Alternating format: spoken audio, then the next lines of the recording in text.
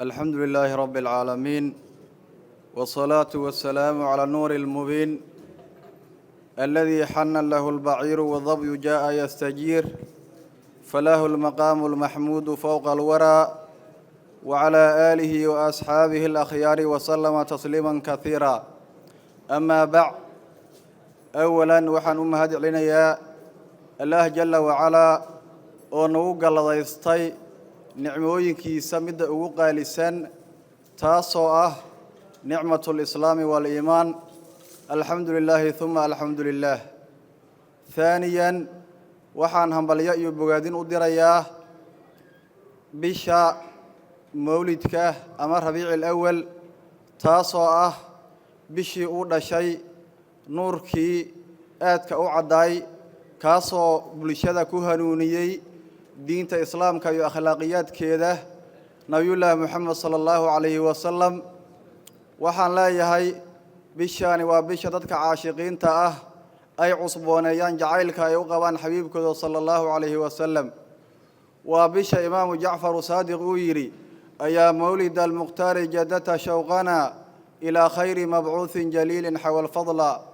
asagoo la khidaabahaya bisha ayuu wuxuu yidhi bishii mawlidkaay waxaa inoo cusboonaysay haddii aanu nahay muslimiinta jacaylka ayaa noo cusboonaysay, jacaylkaasoo aan u qabno mid la soo diray midkii ugu sharafta badnaay oo weynanka badnaay oo fadli iyo fakhri koobay oo ah nabiyullaahi moxamed sal alla alayh wasalam. haalisan waxaan rabaa inaan u mahad celiyo walaalaha runtii aan hor taaganahay wujuuhdooda sharafta badan, kuwaasoo ah mujaahidiintii sabankan oo la dagaalamay khawaarijta diiratada ah. waa u mahad celinayaa. waxaan leeyahay sida majliskan qaaliga ah oo ah ashrafulbiqaac aa isugu timaadeen, ilaahay subxaanahu wa tacaala runtii ha iskugu kaanya keeno firdows alaclaa in sha allahu tacaala. waxaan leeyahay rasuulka sala allahu calayh wasalam kuwa xawdkiisa ka waraaba khaasatan gacmihiisa uu ku siiyo biyaha ilaahay idinka dhigo. raabican waxaan u mahad celinayaa runtii madaxweynaha ummadda soomaaliyeed.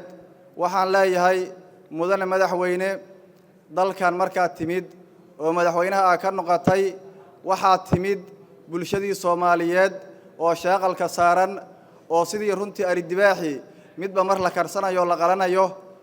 waajibaad ayaa qaadatay, waajibaadka raacyadooda kaa saaran baa qaadatay, dagaal baa iclaamisay. dagaalkaasoo runtii khawaarijta la oran karo waa uga guulaysatay oo waxa uga qabsatay deegaano iyo degmooyin aad u fara badan. hooyada soomaaliyeed iyo aabbaha soomaaliyeedna maanta deegaanadaas la xoreeyo jooga waxay ku soo toosayaan amni iyo istiqraar, habeenkiina waxay ku seexanayaan amni iyo istiqraar. khaamisan waxaan rabaa inaan asagana u mahad celiyo oo aan mahadda aanu ka reebin madaxweynaha galmudug axmed cabdi.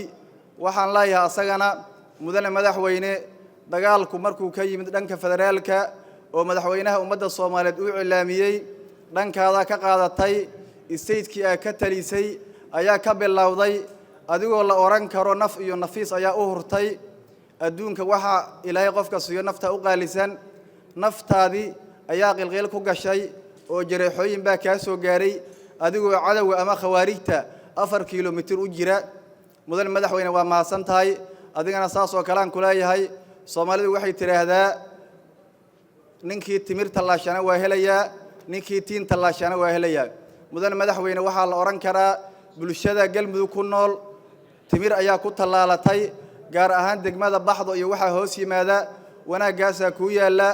shareecadeenna subayna waxay qabtaa qofku hadduu macruuf sameeyo ama wanaag sameeyo iyo ixsaan hadduu sameeyo in macnaha loo beegtoomo, haddii aan loo beegtoomina loo duceeyo. mudane madaxweyne, waxaan isku dayaynaa inaan kugu beegtoonno. waddanka waxaan wada ognahay doorashooyin kuwii hore ka duwan ayaa ku soo socda. doorashooyinkaas waxaan kuu ballan qaadaynaa sida ay u soo socdaan hadday ku yimaadaan inaanu qalamka iyo suulka ku siino in sha allahu tacaala.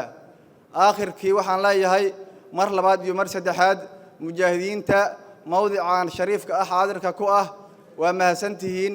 waxaad dabakhdeen oo macnaha baraatig u qaadateen axkaamtii khawaarijta culimadiina sharafta leh ay idinkaga sheegeen ayaa si baraatig ah u fuliseen oo qorga riishada ku dhigteen waxaan idin leeyahay reer baxdow isku duwan waxaan leeyahay ummadda Soomaaliyeed ayaa waxa barteen oo ogeysiideen khawaarijtu inay birxun yihiin oo adinka tijaabshay xabadda lagu ridahayo mid ka qaraar in la dhadhansii karo oo ka maar badan ayaad bulshada Soomaaliyeed barteen kadibna bulshadiisa ku dhiiratay ilaa maanta la taagan yahay heer hooyada Soomaaliyeed oo sariirta saaran oo aan awoodin inay qoraga qaadato ay lacnad ku rido qalbigana ay ka nabcaato waa mahadsantihiin walxamdulilaahi awalan wa aakhiran wa abada